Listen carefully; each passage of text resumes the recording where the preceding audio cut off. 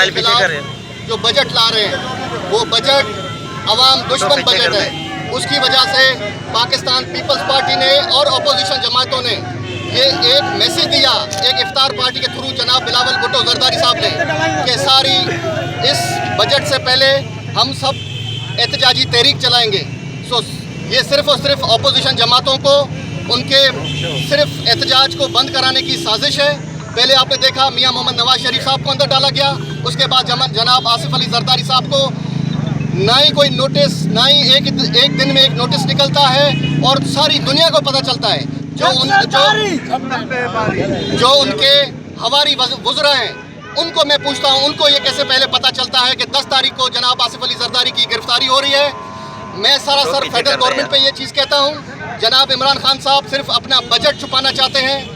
मत करते हैं क्योंकि ये आवाम का फैसला है, इसके बरखिलाफ ये फैसला किया गया है। और जिस तरह हमारे एमपी साहब ने फरमाया कि जो बजट के छुपाने के लिए ये किया गया है, हम इसके बिल्कुल हमारी आवाम हमारे साथ है। हम आज इतना है, इससे ज़्यादा करेंगे और हम दिखाएंगे कि पीपल्स पार्टी आज भी इधर सिंध में पाकिस्तान में शहीद भुट्टो की फांसी से लेकर और हमने हमेशा कोर्ट को फेस किया है। कोर्ट को फेस करके हमारे जो को चेयरमैन साहब है इसको बाइज्जत बरी करना निशाना बनाया गया है।